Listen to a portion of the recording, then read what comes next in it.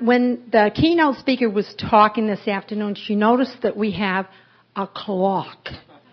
And she mentioned that someone, probably an Al-Anon person, was really wanting to make sure everybody spoke their precise amount of time. And do you think that person should keep coming and maybe a little controlling? But please remind me to give it back, because I have to put it back on my kitchen wall when I get home.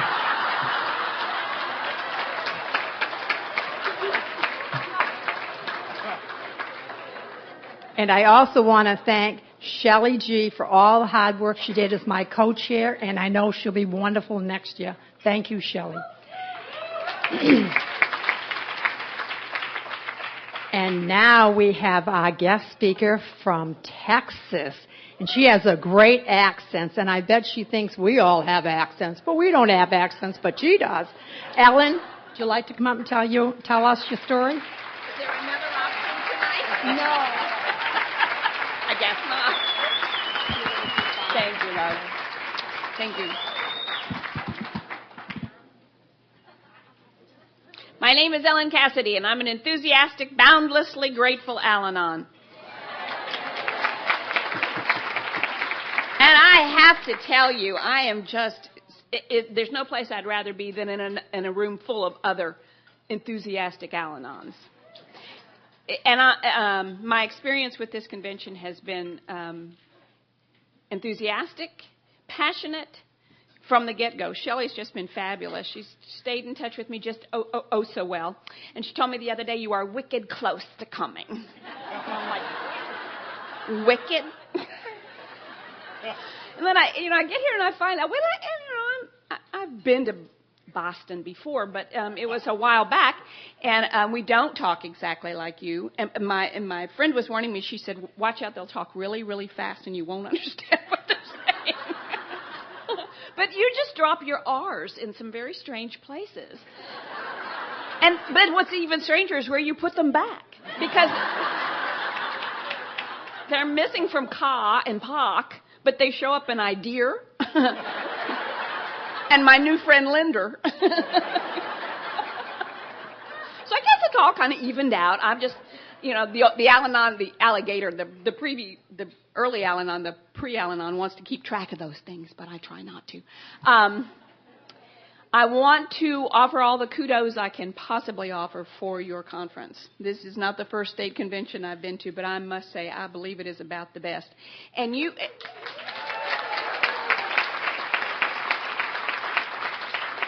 A lot of that has to do with the people who come to the convention. I have been stopped in the hall while people had no idea that I was going to be up here tonight, but who didn't know me. And they just stopped to say hello. That's happened several times in the hall. People have stopped in the elevator to talk. That doesn't happen everywhere. And I've just loved it. Sarah and Shelley came to pick us up, and they had already decided what I looked like before I got here. Because you know how we are. And I told them I was probably thinner and taller than they imagined me. Because I am thinner and taller than I imagine me. Got to go to lunch with Sarah and Terry today. I've just had a lovely time, a lovely, lovely time. And I cannot thank you enough for your generosity to let my husband come with me. Although the next sound you hear will be his snoring. He's heard this a time or two. and really his favorite part isn't until toward the end when he comes in. So it's kind of good, though, that he's over here, because when he's out in the audience, I tend to keep my eye on him. All right. And your speakers have been fabulous, just fabulous. I've heard, you go to other places, and I'm spending my time talking about you, and it's all about me. But anyway, I go to other conventions, and they say they're Al-Anon conventions with AA participation, and that means that sometime during nap time on Saturday afternoon, an AA will speak. But when you say AA participation, you are serious. And that's the way it should be. That's the way it should be. We got in here together. The only way out is together. And I don't know about you, but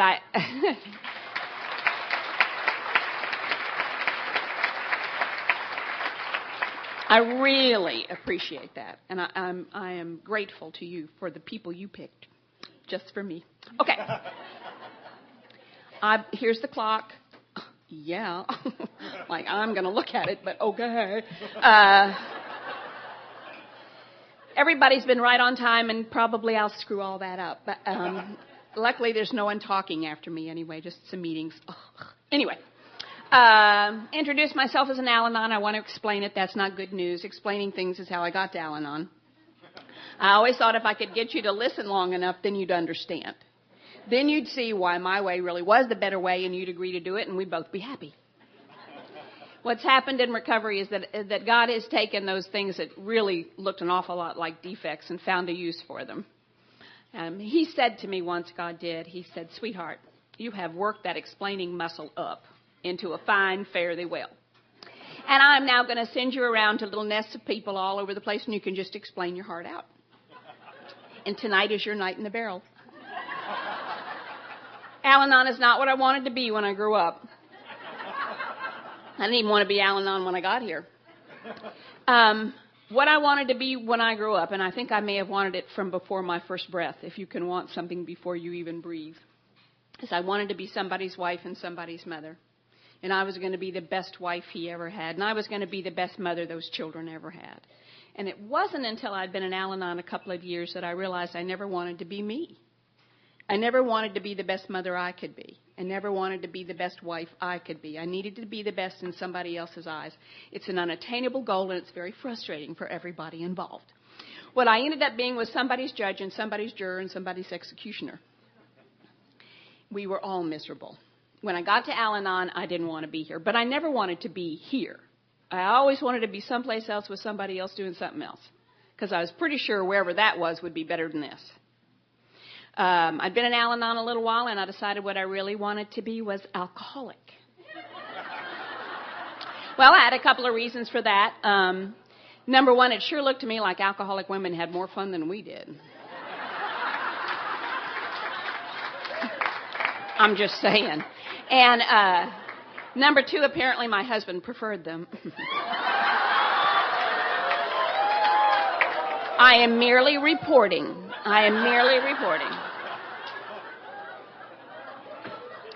Now, I have to tell you that alcoholic women saved my life. I did not come into Al-Anon surrendered. I came in here looking for one more thing that might work. I came here looking for a little more power, so maybe I could make things turn out the way I wanted them to turn out. What I had not experienced in my life was surrender at depth. Now, if you don't know whether or not you've experienced surrender, you have not. No. It will leave no doubt in your mind when that happens. If you haven't, don't go far away, because you will get your chance. And just because you've done it once doesn't mean you're done. More than likely, this breathing in and out thing requires several surrenders, the longer you're here. And my chance at surrender came at about 2.5 years in Al-Anon. And when I hit that place, that black, dark hole, I didn't have to explain that hole to alcoholic women. They understood. And it was an alcoholic woman who said to me, sweetheart, those Al-Anons mean well, but really.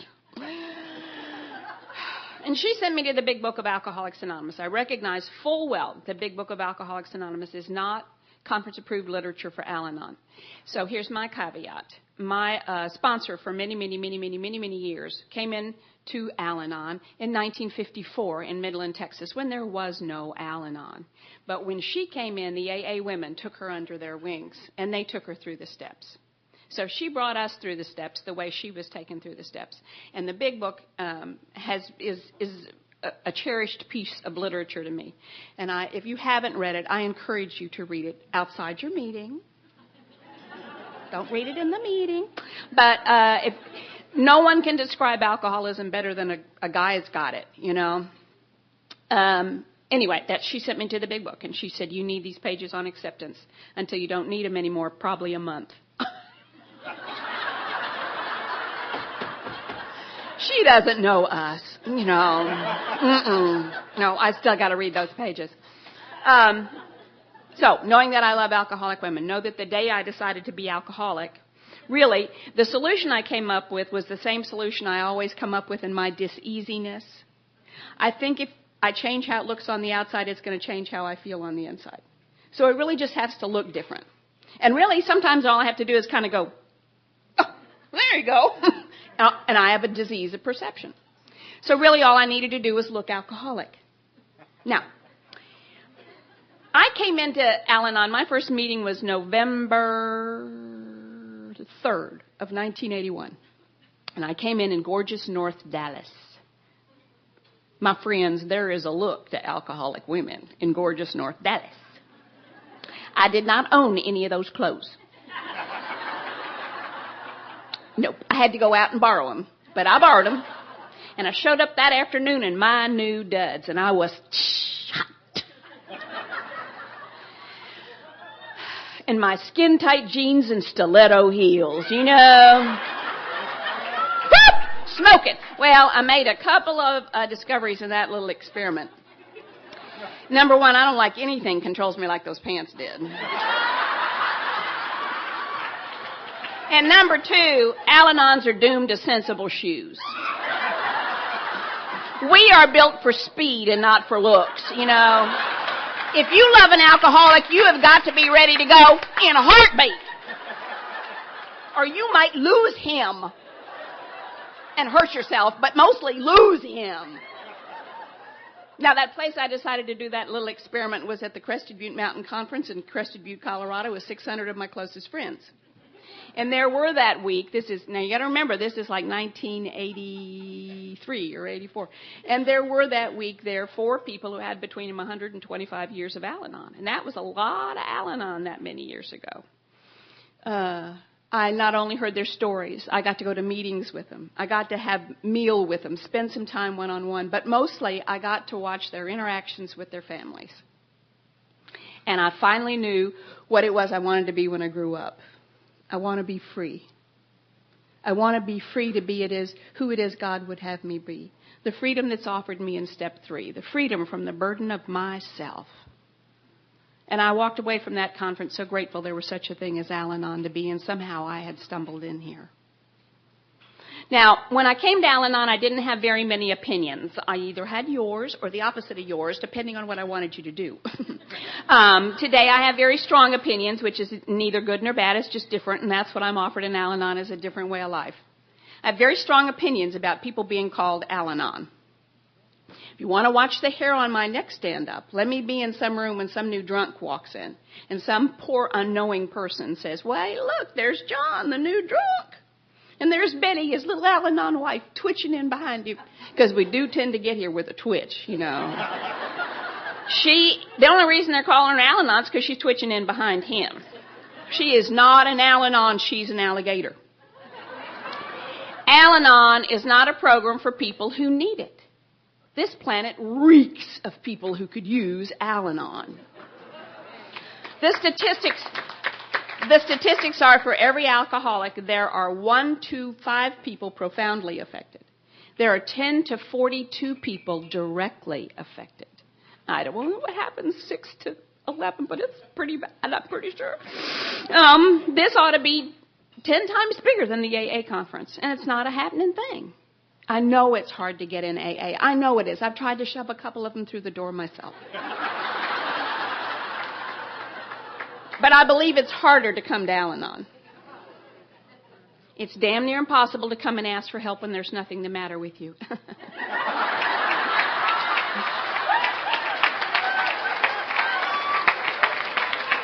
This is how I know I'm with my people. When I tell that in a mixed crowd, you know, like AAs, a lot of AAs and some of us, they will not laugh until they hear you laugh.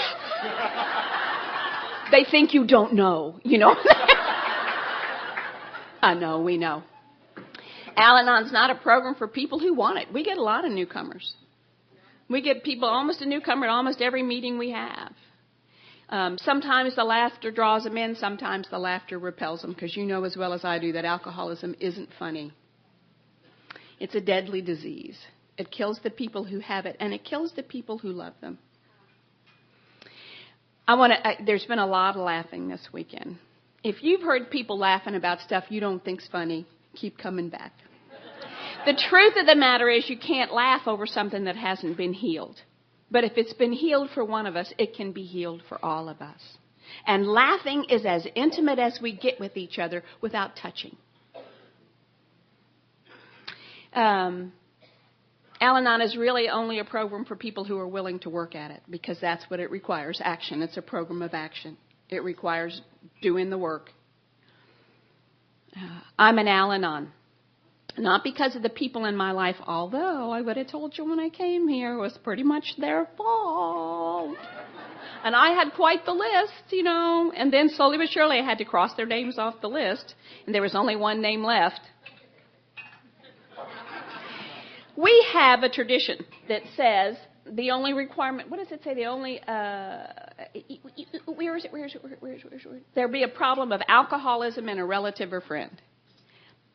I think that we need to be so clear about that. It doesn't say a problem of alcohol.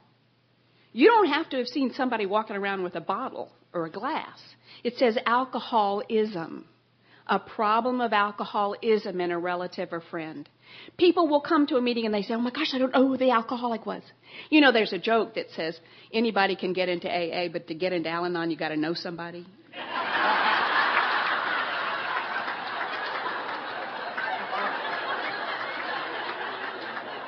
Well, here's the deal. When I was new in Al-Anon, I was so afraid these people were going to come in and screw up Al-Anon, you know, that the wrong people would get in. The wrong crazy people, you know.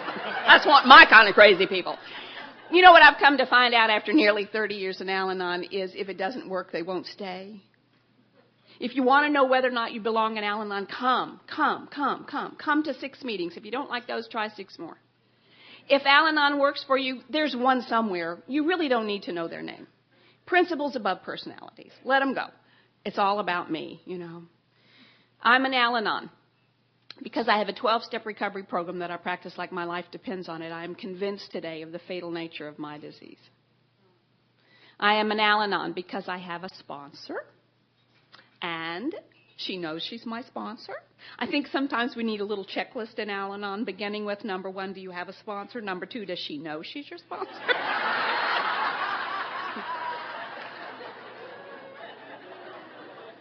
And she seems to love me more the crazier I behave, you know.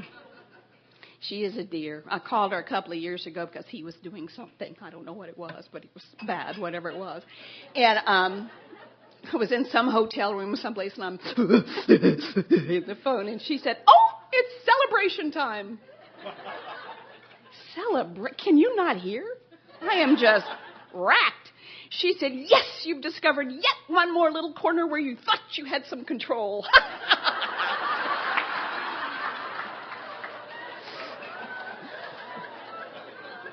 I'm an Al-Anon because I have a committed meeting that I go to every week like a doctor's appointment. If you want to find me, you come Monday night at 6:15 to the Addison Al-Anon family group meeting, and that's where I'll be. And when I walk in that room, they go, now, we probably went to a meeting together on Saturday, or they might have been at my house on Wednesday, but it's always that way. I always feel welcomed like I have felt here.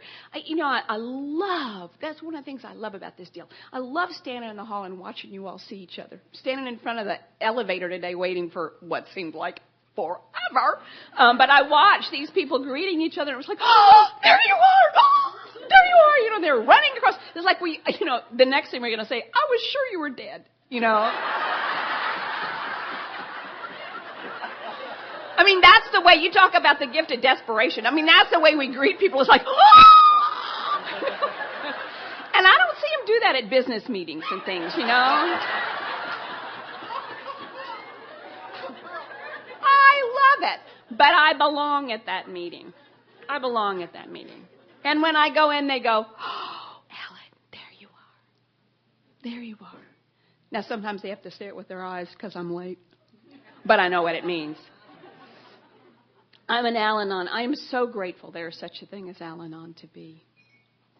When I was 17, Mama diagnosed me. Mama diagnosed me as boy crazy. Place Mama sent me to be safe was Lubbock, Texas. The very first Al-Anon meeting in the entire state of Texas was held in Lubbock.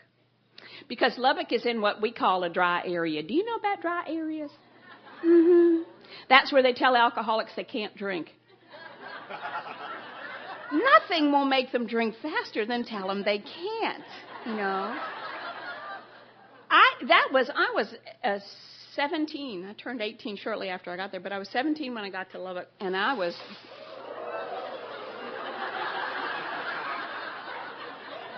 fabulous. The wall is undressing, not me.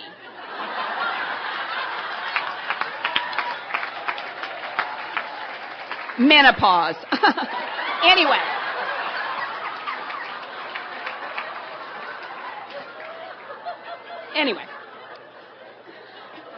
I didn't come into Al-Anon until I was like 36, 37 years old. And I had been in Al-Anon a couple of years before I figured out that when I started looking for him, because I don't know about you, but I was always looking for him. I usually had a hymn, but I'm always looking at the other hymns. Because this probably isn't the best hymn. And I don't want to run into the best hymn and then be stuck with this one, you know. So I'm always kind of looking. I'm on the lookout. And I went looking for him, and I recognized after I came into Al-Anon, it was fairly easy for me to find him. Of course, it was never really hard, because how picky was I? Anyway, I realized after I got to Al-Anon that I was looking for an alcoholic. I didn't know that. I could not have told you there was alcoholism in my home or in my growing up. There was just drinking. There was a lot of drinking. It was a lot of fun. Everybody had a lot of fun. Blah, blah, blah, blah, blah. The parties went on forever and ever and ever and ever. And it was nasty in the morning, but who cared, you know, and that was that. But I discovered that I was looking. If you're in a dry area, it's really easy to find an alcoholic. They're all just a little bit outside the city limits. Took me 6 months, but I found him. He was married to somebody else and had 2 kids and was 60 pounds overweight, but it's nothing for me. I really have never liked the easy guys, you know. The ones who go, oh, you're so cute. Can I have it? No! Get away from me! I want those ones you have to fight for, you know? Those ones you have to earn! Those ones you have to make love you! I tell you, every time I do that, I get a rush. I could do it again in a heartbeat. I know I could. Woo! The power!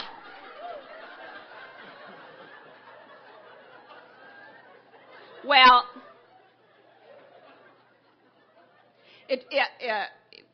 a year later, you know, we had shed the wife, the 2 kids, and the 60 pounds, and I had my prize. Oh, lucky, lucky me.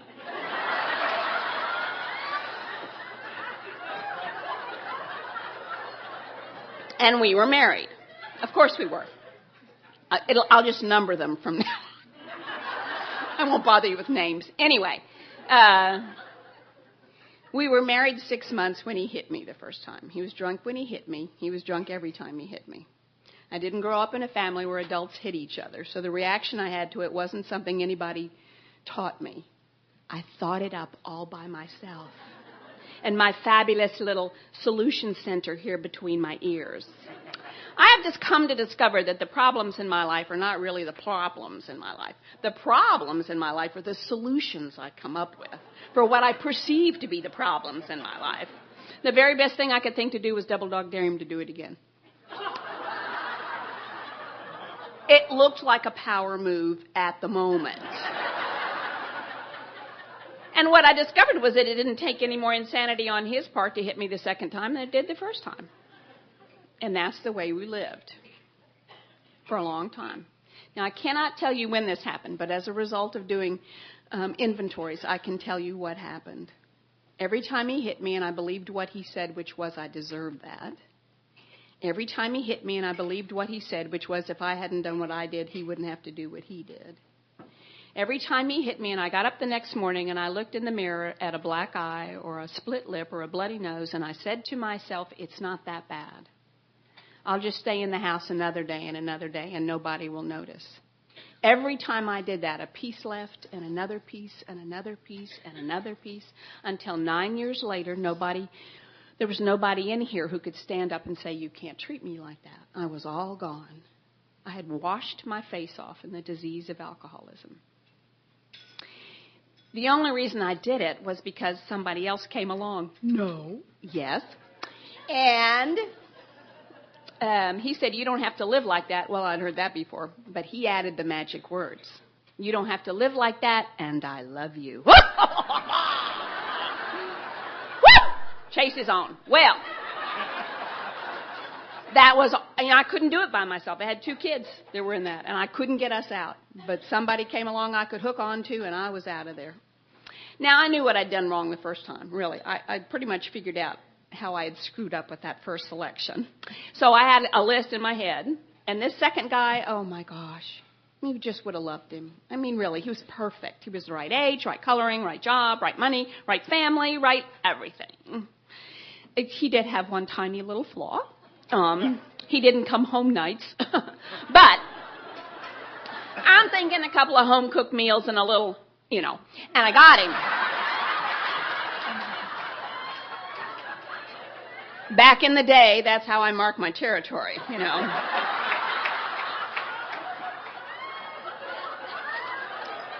And then came blessed menopause, Now, who cares? I know there was a lot of activity back there, but it's all kind of faint in my mind now. Anyway, the night came, we got married, of course. I am a serial monogamist. The night came, he didn't come home. See, I was involved now with a subset of alcoholic I'd never met before.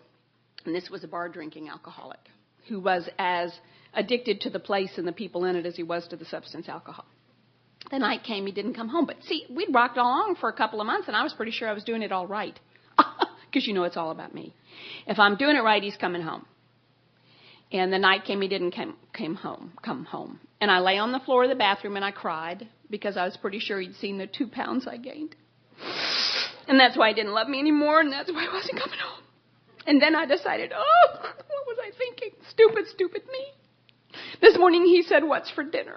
I said, roast beef. Oh, everybody knows pork chops are his favorite thing. And I made myself a promise from now on, whenever he says, what's for dinner, I'm always going to say pork chops. I can change it after I get him in the door. And then I decided what I really needed to do was I needed to go wait. Now, if you're in training for Al-Anon, you must pass waiting 101. And the way that you know you're in waiting 101 is if when you are waiting, you can do nothing else. You can't talk on the phone. You can't watch TV. You can't read a book. You can't cook a meal. The kids would come up and they'd go, Mom. And I go, shh. I'm waiting. And it's because while I was waiting, I was listening. And I was listening for the sound of those tires. There are 44 bazillion other tires on the planet. Don't care. I know the sound of my tires. And I have the same reaction to the sound of those tires as I've heard an alcoholic say a drink did for them. I would hear those tires and I'd go, he's home. It's all going to be okay. He's home now.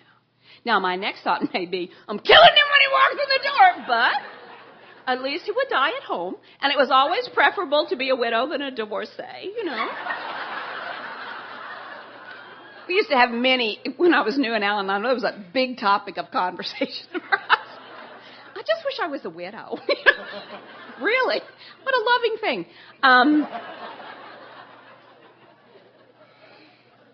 Well, he came home. Of course he did. What I know today is that 99 times out of 100, they come home. It may be this week or next week or 3 years from now, but they come home. And I met him at the door like a 3-year-old who's been crying all afternoon, and you said, stop it. I was at that place, with the big swollen eyes and the snot slinging everywhere. And you think to yourself, no wonder he drank. If that's waiting for me, I'll just have another over here. And I asked the second stupidest question we can ask. The stupidest, of course, is, have you been drinking?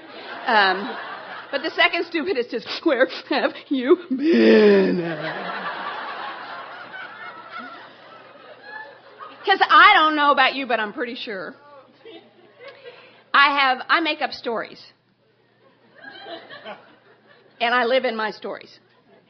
particularly if I don't like what's going on. I will make up a whole nother story. And I will write your words for you. And you should say those words. I can't tell you what those words were because that would mean you didn't love me. You've got to think of them, divine them yourself. I can be hacked at you because of something you didn't say and you didn't even know there was a conversation going on, you know. But,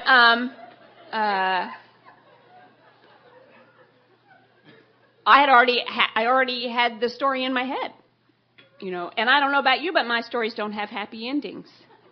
They're not pretty stories. They're not bedtime stories. You want to tell these to little children.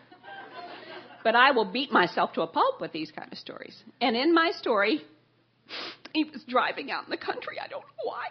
And then all of a sudden, for some reason, I don't know why, the car blew up. And it blew his body into this ditch by the side of the road. And he was really very badly injured. But nobody could see him because they're on the road and he's down in the ditch. And he's bleeding and everything. And he's dying. And, of course, with his dying breath, he's calling me. Of course. And he's saying, Ellen, Ellen, I love you. And now wild animals are coming and tearing off body parts and storing them in the forest, and it'll be 7 years before we can identify the body. Well, when I came here, I called that love.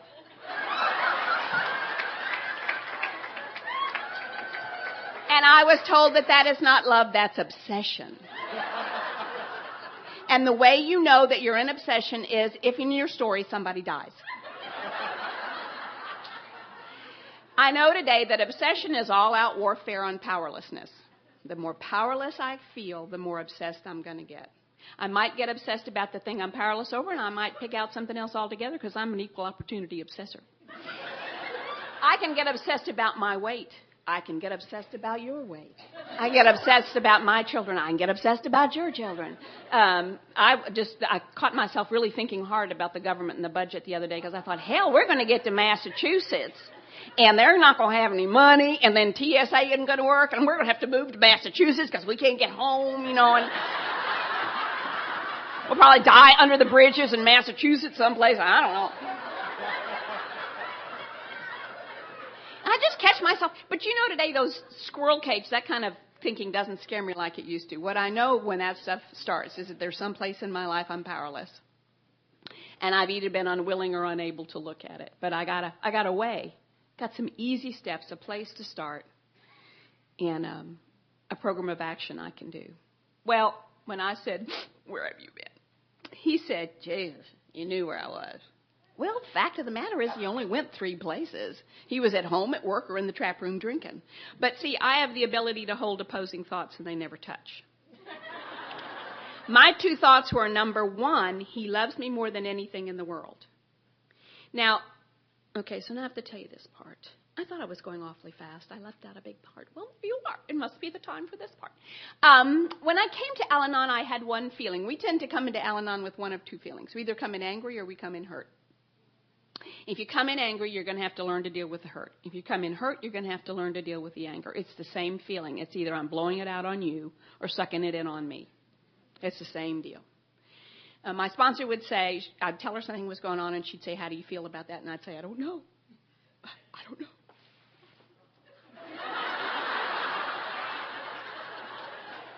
This suspense is just killing you, isn't it?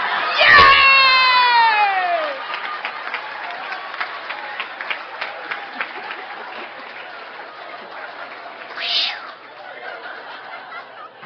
She made me go out and get one of those magnetic things with the faces on it, you know.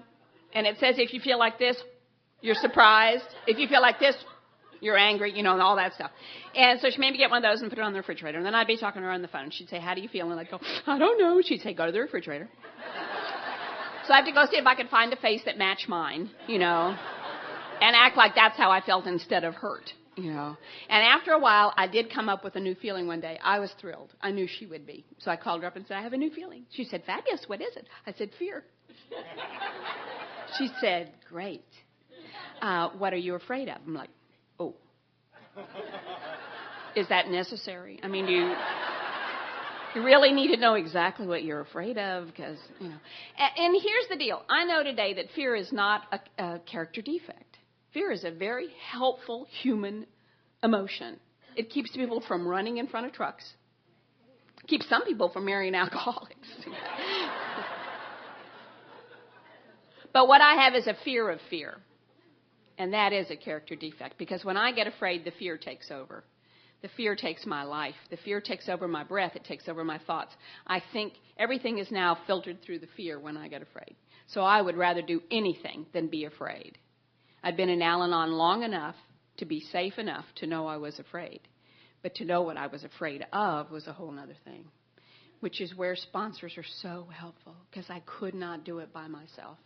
She said, honey, start talking, because you do know what it is, and I'll listen. She sat and listened and let me talk my way through it. Now, and remember, this is the early 80s. Treatment centers have just come into their own, and we're getting a lot of treatment center jargon in our meetings. And I'm new, and I don't, it took me a while to realize why that old-timers' eyes would roll back in their head, and you'd hear this, ugh, when somebody would say, oh, I have this issue. Well, that would do them. Inner child really sent them over the edge if you did that. They were just gone. And then this sounds like it should have taken a few minutes. I'm sure it took days. So here's where it went, though. What I said was, I have a fear of abandonment. I'd heard that in the meeting, fear of abandonment. She said, oh, really? Shasta said, yes, I'm afraid he's going to leave me. She said, why are you afraid of that? I said, well, he said he was going to leave me. She said, when is he going? And I said, Friday. He said he's leaving Friday. She said, honey, let me tell you something. The way to tell whether or not an alcoholic is leaving you is if he's gone.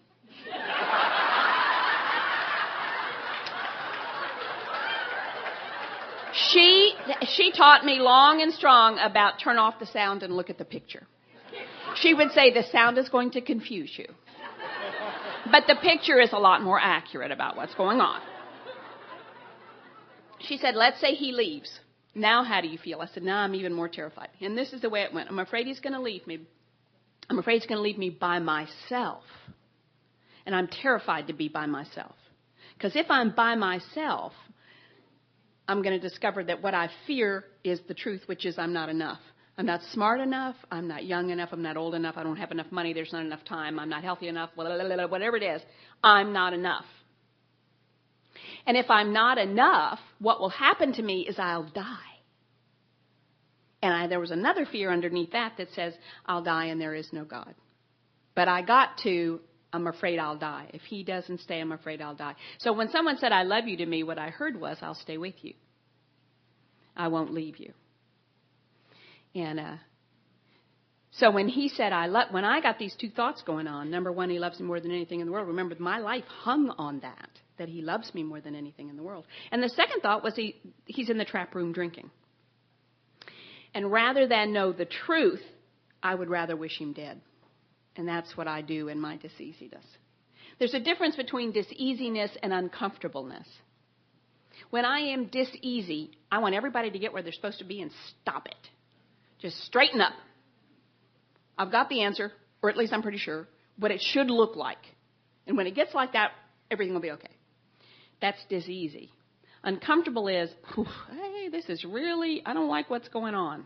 But I'm walking through it. I'm not trying to change anybody or anything else in this deal. I am just uncomfortable. And when I'm uncomfortable, all I need is comforting. And that's why I have you, is for comforting. And he said to me, Jesus, you have certainly worked yourself up into a fine state. I don't know why I stay married to you. And I said, I'm sorry. Now, what's the matter with this picture? He's 3 hours late and drunk, and I'm apologizing. I have an addiction to mind-altering men. Actually, it's not limited to men. Anybody can screw with my brain, apparently. You don't even have to be present to win, I can do it on your behalf all by myself.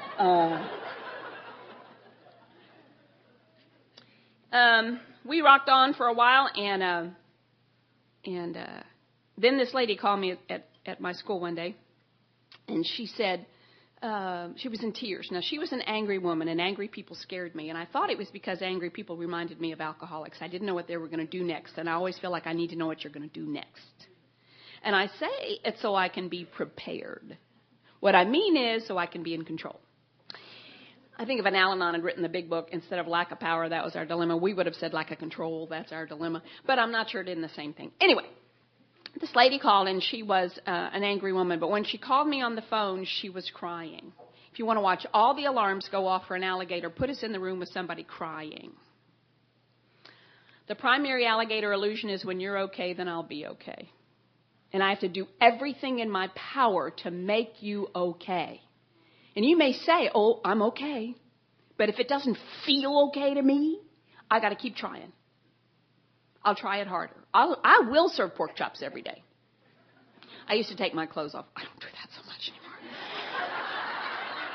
Pretty sure it would have the opposite effect it used to have.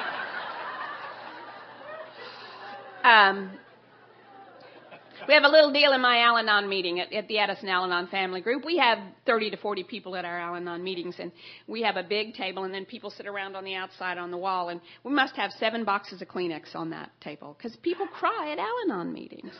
They cry because they're sad. They cry because they hurt. They cry because they're safe. They're crying. They don't know why they're crying. They just need to cry. But we have a deal where when somebody starts crying, we do not shove the Kleenexes at them. It's a very subtle way of saying, I bet those tears are bothering you because they're bothering me. Suck them up. My sponsor told me one time that she thought the best thing we do for each other in Al-Anon is we attend each other's pain. We don't tell each other, wipe that look off your face, and you can come into another meeting. We don't say, if you get a little better attitude, we might even let you share. We attend each other's pain. We don't try to take it away. If they want to sling snot all over our table, we just let them sling snot. Reaching out for Kleenex is a step of reaching out for help. And they can reach out for their own Kleenex. When somebody starts crying in a meeting or obviously having a hard time, we do not put our arms around them and tell them everything's going to be okay. Because I cannot make you that promise that everything is going to be okay. I'm told that what I'm supposed to do when I get up here is tell you what I used to be like and what happened and what I'm like today. And what I know today is, what we will tell those people is whatever you're going through, there's probably somebody in the room who's done it too. And if not, under the worst of circumstances, you'll never have to do it alone. There will be somebody here with you no matter what. And what a gift that is. To not have to fix somebody, not have to make somebody be different than they are. Just let them be human. Well, I didn't know that when she called that day. She was crying. And all the alarms went off. And she said, we're going to pay you all the money we owe you. But my husband had just gone into a 12-step recovery program for alcoholism. And as part of that, he's going to pay you back. But it's just going to take us a long time. And in my diseasiness, I will lie and I will cheat and I will steal. And I lied to her. I said, oh, I understand. My husband drinks too much too. I'd never said that out loud to anybody. And really, his drinking was not the problem. I grew up in a family of heavy drinkers. I'm used to people drinking. The problem was he didn't come home nights. And I was pretty sure that was about me. Of course, everything was about me. And if I was just different, better, more, that he'd be coming home. And I sure wasn't going to tell her that. Little did I know I was talking to somebody who's new in Al-Anon, and we're deadly when we're new. We got a lot of answers. We do not know what the questions are, but we have a lot of answers. And we share them oh so freely, It took a while. It took months, actually, before I quit making excuses and ended up in just an awful, awful place where all I could do was cry. All I could do was cry. Deciding what shoes to put on in the morning would overwhelm me. And I think if I'd been given a blood test for clinical depression, I would have passed that. And that was the day I ended up in a doctor's office, and the doctor knew me, and he knew my family, and he said, I can't help you, Ellen, and the only people who can help you probably are the Al-Anons. No! Not her! No! She called the next day, She called the next day, and she took me to my first 6 meetings. She had the distinct impression I might not go on my own. And I'm really glad she did. They say you should stick with the winners. The problem is most of the time, winners don't have name tags on. And there's all kinds of recovery in our room. There's good recovery and not so good recovery. It's one of the reasons I love these weekends. The winners have name tags on. They are the people who want more than just to survive. You're the people who want more than just to get past this hump, whatever this hump is. We're the people who want everything there is this program has to offer us, which is nothing short of life itself. A brand new life, a full life. I landed in a group of winners. I landed in a group of winners who went to open AA meetings every week. And I'm so grateful for open AA meetings. So grateful. When the people I love who have alcoholism, when they talk, all I can hear is my own pain. But when an alcoholic I'm not emotionally involved with, and there are very few of those, but I start to hear where the disease starts and the man stops. And I become a little more accepting, a little more understanding. I thought the first step in the program was get in the car. They'd say, so-and-so is going to do the steps across town this month on Thursday nights. We're going to go. We'll come by and pick you up. Get in the car. They didn't say, do you want to go? Can you get a sitter for the kids? Can you work this into your busy schedule? You know, they said, get in the car. And it's one of those places where my people-pleasing served me very well. And I got in the car.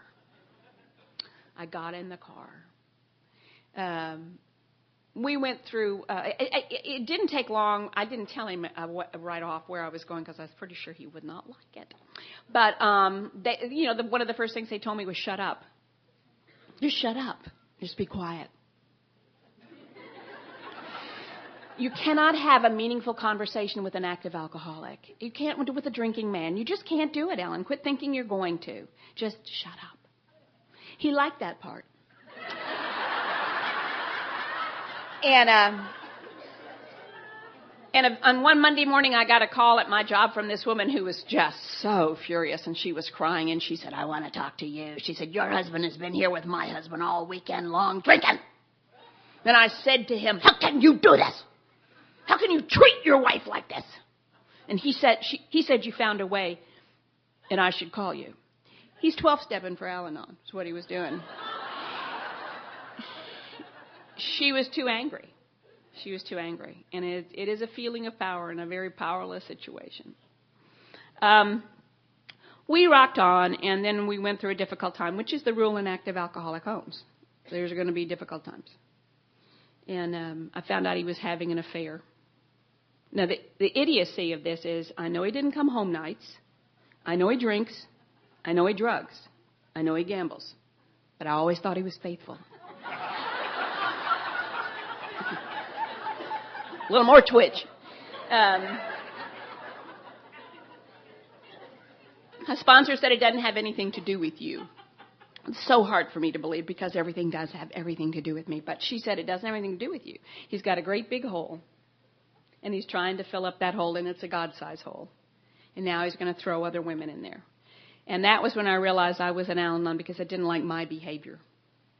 Not his behavior as much as I didn't like mine. In 1984, I was diagnosed with breast cancer. He'd been out. I'd had a confrontation with him in the fall, and I told him if he couldn't stay sober, he couldn't stay home because I knew it wasn't good. And he decided, okay, by God, he'd be going to AA meetings. So he went to AA meetings and announced that he was a wife-appointed alcoholic.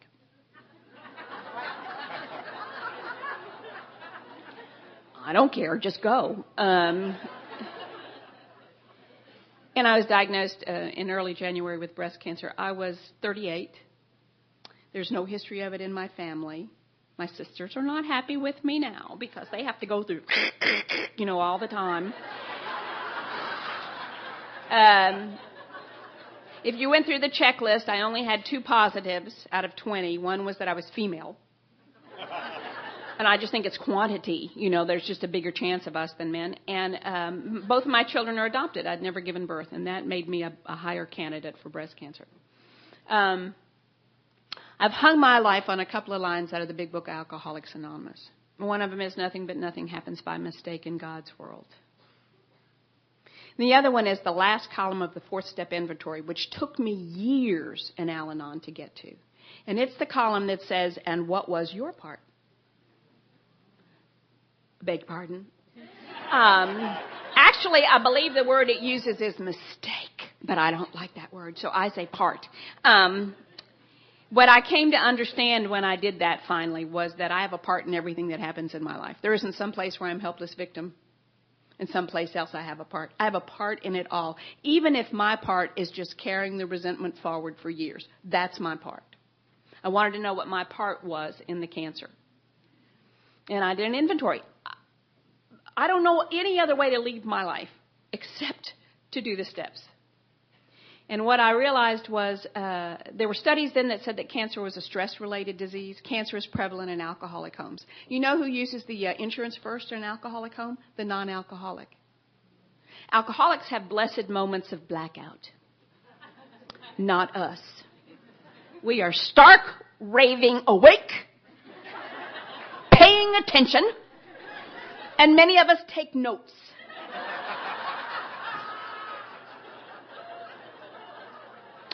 There were studies then that said cancer was a stress-related disease. And I was blessed with doctors who didn't try to tell me why I had cancer, you know. And they let me make that decision just like alcoholics get to decide they're alcoholic. And what I decided was that mine was a stress-caused disease. And I don't know anything more stressful than living in active alcoholism. So for the umpteenth time I said it, for the first time I meant it. I had a 60-40 chance of living another 5 years. It was 1984, so she lived. Don't worry.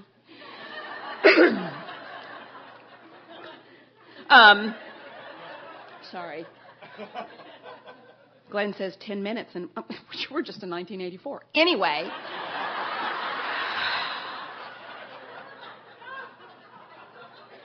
The umpteenth time I said it, first time I meant it because my life is on the line again, you know. I said, if you can't stay sober, you can't stay here because I cannot live in active alcoholism. And he moved out. If you ask him why he moved out, he would have said that was the crazy daughter of mine that anyone who had to live with that little woman would drink to. Well, she was pretty whacked. I knew she was crazy, but I thought it was an Al-Anon disease, really. She came home one Saturday morning, should have been home Friday night. You see the pattern in my life? They don't come home. If I had alcoholics who sat in the living room and drank and passed out, I'd be dead. You'd have another speaker. I got ones who don't come home. She came home Saturday morning, long before cell phones, all of that business. And Al-Anon had taught me that bad news is perfectly capable of making the entire journey to me, that I did not have to go hunt it up. So I tried to get some rest to face whatever I was going to have to face the next day. She came home. Came home the next morning. Mom, it was terrible. We were driving down the freeway minding our own business. This car came from nowhere and tried to push us off. It was so scary. The police came and they said it wasn't our fault. And I'm like, oh my God, is everybody okay? And she goes, oh, we're okay. I'm just kind of tired. I think I'll go to my room. And I'm in the living room with a, you know, because that's what I do. Bring me all your extra feelings and I will handle them for you. They called from school a year later and they said, there's something the matter with your daughter. Duh. And they said, we're going to send her for an evaluation. Really? 2 days later, the guy calls from the treatment center and he said, Ms. Davis, hate to tell you this, but we do believe your daughter's alcoholic. And I'm like, yes. Yes. He said, we've not had a lot of mothers react like that. But it's alcoholism. Yeah, I thought it was an Al-Anon disease. No son shall ever get any help for that. But alcoholism, yes. She's 17. I can make her do stuff, right? So I took her to a place that would force feed the steps into her. We have to feel like we've done everything we can do for those kids. Everything we can do. And I needed to do that. I am so grateful to alcoholics. I cannot tell you. The statistics are that 80% of the young people who come in have to go back out because they're not done. And my daughter stayed sober about 1.5 years, and she had to go back out. She walked back into Alcoholics Anonymous on January 29th of 1990. I had nothing to do with it, and AA had everything to do with it. Because they had not treated her like she was too young. They hadn't treated her like she didn't suffer enough. Apparently, any amount of suffering will do. They didn't treat her like because she did drugs that somehow negated her alcoholism. She got sober twice before it was ever legal for her to drink once. And it was easier for her to get drugs than it was alcohol. But my daughter is an alcoholic. She just celebrated 21 years of continuous sobriety in Alcoholics Anonymous.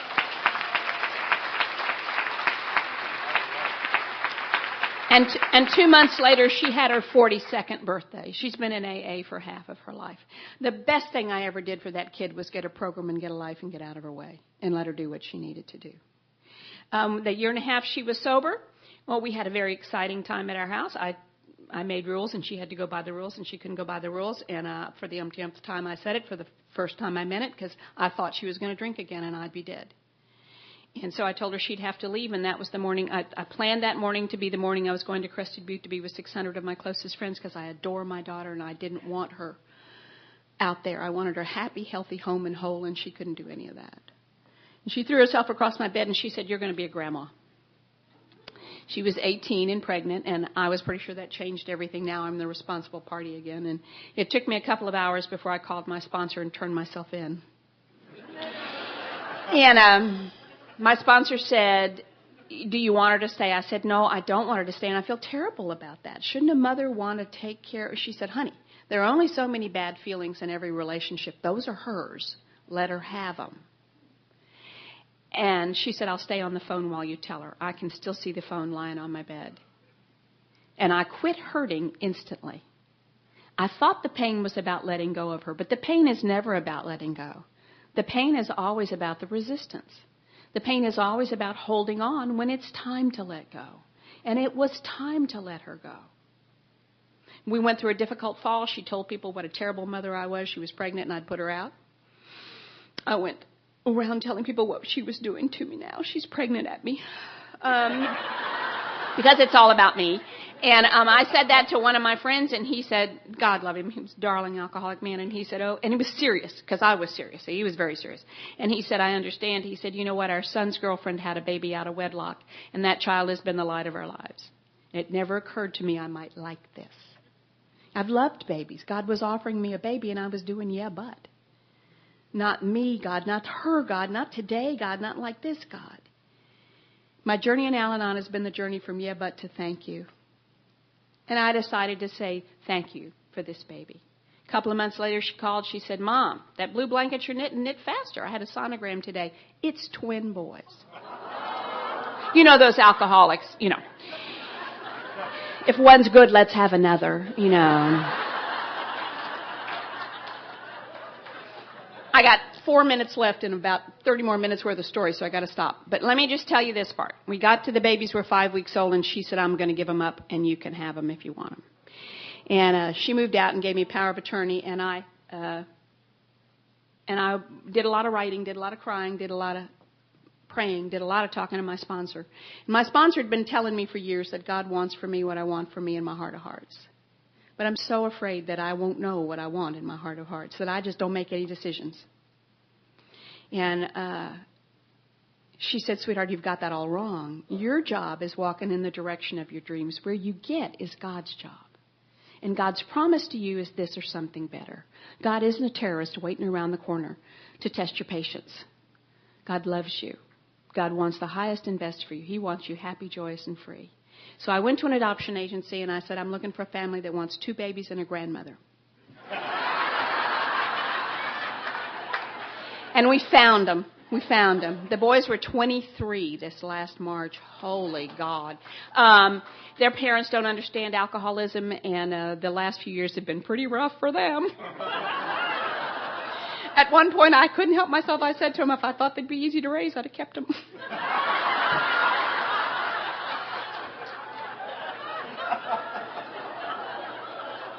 I didn't even get to his favorite part, and I got to stop.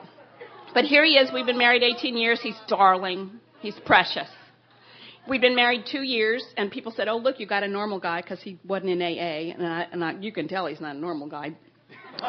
No, I don't want a normal guy. I need a guy with an issue. I need a guy with something I can work on in my time of stress, you know. And we'd been married almost 2 years, and we were at a conference, and he walked up to the podium and said he was an alcoholic and took a chip, and he hadn't had a drink since then. Best thing I ever did for him was get a program, get a life, and get out of his way. And he's got however many years of sobriety that is. I don't know. How many, Dickie? 16 years of sobriety.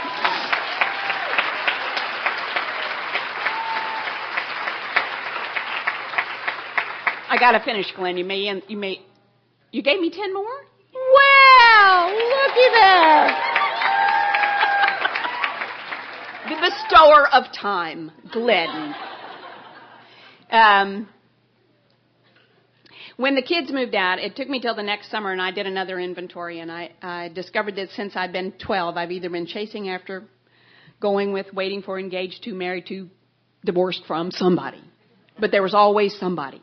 I walk with this big empty hole beside me, and I throw lots of people in here, and I'd like to tell you how important they all are, but I can't remember most of their names.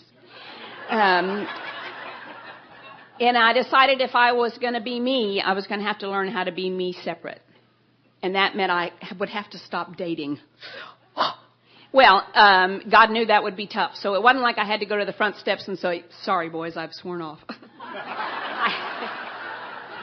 If you're not going to hang out with boys, that leaves you one other choice, and that's girls. I mean, you're fine. I love you. You're gorgeous. But you love to do things I just am not interested in. Girls, I don't shop like a woman. This idea of, let's go shopping all day. Please, no. I shop like a man. If you don't know what you want, don't go in there. And when you find it, get it and get out. And if you have something to say to me on the phone, for God's sake, say it. And then hang up the phone.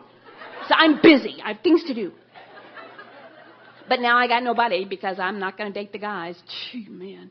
So I'd call up the girls and I'd go, I'm going to the conference this weekend. If you want to go with me, I got a great big car. And if you need 12 pairs of shoes for a 3-day conference, I can do the whole thing in my Nikes, But if you need all that, I got lots of room. Ooh.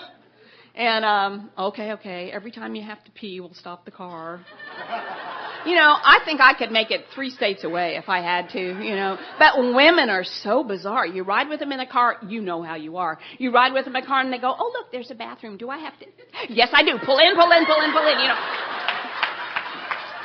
A minute ago, they were just fine. But now, all of a sudden, it's an emergency. But my biggest concession was, I said, every time we pass a Walmart, we're going in.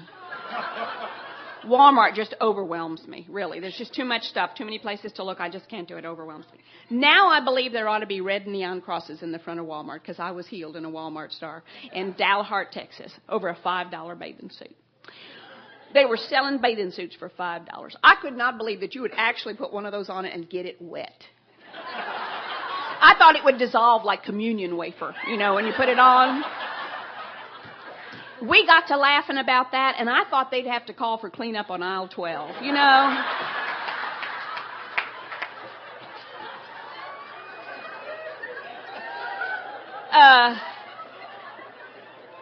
I always wanted God to speak to me in thunder and lightning because you can tell that drama is my life. But God speaks to me in the language I understand best, and that's another woman. 99 times out of 100 today, that's who I ask for help, is another woman. I've discovered in my time with the women that I'm enough for me. Nobody has to be added to make me okay. I'm enough. And when I'm not enough, I know who to ask. Another woman. So that was when he asked me out. Of course he did. I'd known him a long time. He did not match the list. He was not in the program. I'd had all the fellas outside of the program I really wanted to have. But my sponsor would say things. I'd tell my sponsor, I just think we shouldn't go any farther. We just should stop seeing each other. And she'd say, well, are you having a good time? And I'd say, well, yeah, but in another 2 weeks, this could just be awful. And she'd say, well, if you're having a good time today, why don't you just stay in it? And she said, if it gets to be just awful, we'll talk. Really? You don't think we should head that off at the pass? No, I think you should just have a good time. When it's not fun anymore, we'll talk. Well, it just got funner and funner and funner. And we got married, and everybody said, well, look, you got a normal guy. You know what normal guys are. Those are people whose stories you haven't heard yet. That's all. The night the conference where we were when he took his chip, one of my very best friends, I just saw her last week, and she was behind me, and she was slamming me on the shoulder. She's going, oh, my God, oh, my God, oh, my God. And then all of a sudden she grabbed me, and she went, oh, you're a carrier. I didn't cause it. I can't control it. I can't change it. And so here we've gone. We've rocked on. In 1997, my son said, now, I told you I was just hurt when I got to Al-Anon. I did have rage, but the only people who saw the rage were my children. And I pinned them to the wall with my rage. In 1997, my son said, "Mom, we want you to quit your job and stay home. We're going to have a baby, and we want you to watch our baby." And he said, "Oh, no, no. He said, I recognized fear of financial insecurity when I saw it, and he said, "Oh, no, you've got to keep your job." Now, he made like 5 times the amount of money, but I recognized my little pittance was important. And then a couple of months later, my daughter called from California, and she said, "Mom, we're going to move home, and we want you to quit your job. We're pregnant, and we're going to have a baby." Nope. Oh, no. Okay, fine. I went off to talk at a conference in California, and he drove out to meet me. And on the way, he started listening to these CDs that Clint Hodges, who's passed, but he's a fabulous alcoholic man. And the night he got there, I was talking to my son on the phone, and I could hear my daughter-in-law crying in the background. And he said, if I tell you, the baby was there by then. She was 4 months old. And he said, if I tell you one more horror story about what happened at the daycare today, then will you quit your job and stay home? And I heard her crying, and what I knew was, I can't go back and change those days I pinned them to the wall with my rage. I cannot change those days when my kids got up in the morning and said, "Mom, I don't feel good." And I went, "You don't have any fever, go to school." Because I had to go to work. I had to be at that job. It was the place that I had power. It was the place that I made sense. It was a place I knew I had value, and I didn't feel any value at home. I had to go to that job, and I abandoned my kids on a daily basis like that. I can't redo that. But I can offer an amend. I can be here for them now, with their children now. And I said to him, "Are you sure you won't reconsider?" Well, he'd heard Clint Hodges talking, and someone had asked Clint, they said, how much money do you think you have to have so you wouldn't have any financial insecurity? And Clint said, "Oh, I guess just enough so I wouldn't have to trust God." And he went, "You can come home." Well, I came home and opened a little business, Mom's Better Babies, affordable daycare for your priceless children. But the only children I would keep were my grandchildren. Madison came to me in August, and she was exactly to the day the same age the twins were the day we gave them up. Tristan came in, he was born in December, and he came in early January to me at 3 weeks old. And 14 months later, Kennedy came. And 7 months later, Sutton came. My son had 2 daughters. My daughter had 2 sons. They had sense enough to do it in 3 years. And I had the best job known to man. The best job known to man with those grandchildren. Oh, it was the best. You know, you can go to work in your PJs. They would pay me to sleep with my clients.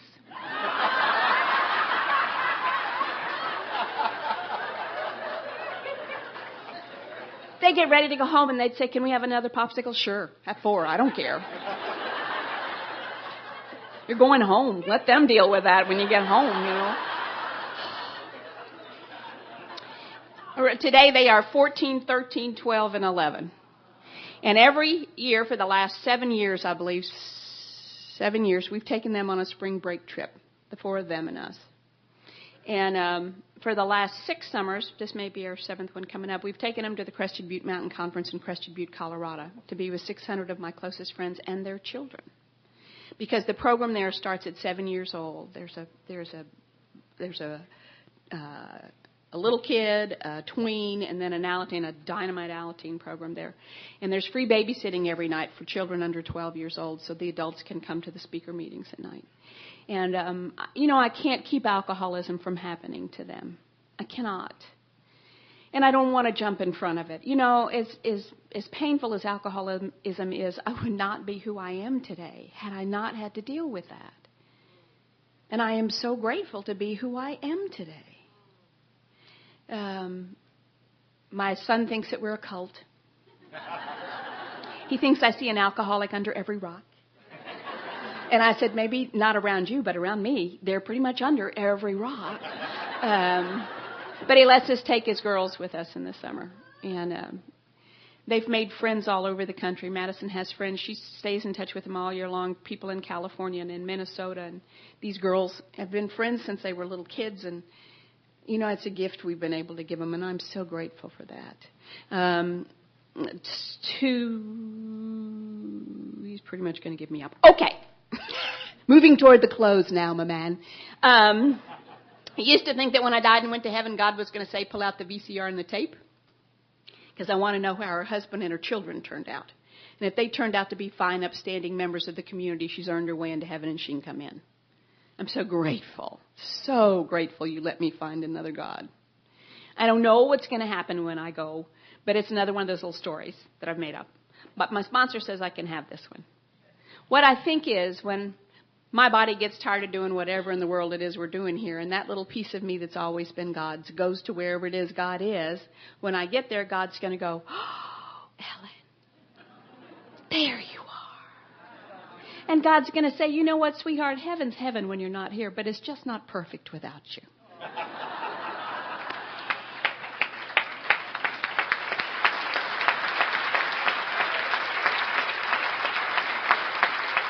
And then God's going to say, I've been running a little experiment down there. It really wasn't a test. It was just an experiment. I know you've been paying close attention. Hello. And I want to make sure, I just want to know how you think it's been going. He'd like my opinion. Maybe in your heaven, God would like your opinion. He's going to say, number one, did you have a good time? You know, there was no reason for flowers to be different colors except I thought it'd make you smile. I knew you'd love babies, and I put lots of them in your life, and I hope you didn't miss them. And because of you, I'm going to be able to say, oh, yes, God, I had a great time at your party. Thanks for asking me. And the second thing he's going to say is, were you Ellen? I had things for you to do that I cannot do because my hands are too big. I needed you to be my hands. Now, that scared me for a long time because I've spent so much of my life trying to be what it is I thought other people wanted me to be that I didn't know whether I'd been me or not. I do a written inventory at night, and for a number of years I added a line that said, today, Ellen, and I wrote in there what I knew that day was mine to do. This was mine to do today. You could have had another speaker and been done 10 minutes ago, but that didn't happen. And after a couple of years, I looked at those things, and they were 99% of them what you would have considered service work, but I knew they were mine to do. And the last thing he will say to me is, sweetheart, did you ever get the joke? I got the joke the year of cancer. I got the joke standing at the back door of my house. It was in the middle of chemotherapy. I'd lost all the hair on my body, okay? Just get the picture. All the hair on my body, except for the gray, which was like fried nerve endings that kind of like blew around my head. I had a husband who'd say, what's for dinner, and might not come home for a week. I had a hot pink neon orange daughter who was in the 8th grade and had just begun alcohol and drugs, and I didn't know that, living over the edge of the planet. And I had a beige and navy blue son who was disappearing every day more and more. And I had to wear a little hat so my nerve endings wouldn't offend you. And I was getting ready to go out to do something, and I looked down and realized I was going to have to go back in and shave my legs. I'd lost all the hair except on my legs and under my arms. And I got the joke. I've spent so much of my life focused on what I'm afraid I have to keep so I can be okay, focused on what I think I have to take so I can be okay, that I almost missed the magic of this moment when everything is perfect. I have had exactly what I need in every moment of my life, not a moment sooner, in this moment, in the now. I am perfectly all right. That's the joke. There's a guy in our group that says the glass isn't half full or half empty. The glass is just too big. Bill Cosby says the glass is either half full or half empty, depending on whether you're drinking or pouring. The magic of what we do here is when I stand up here and pour, when I sit down, I'm the one whose cup overflows. And I thank you.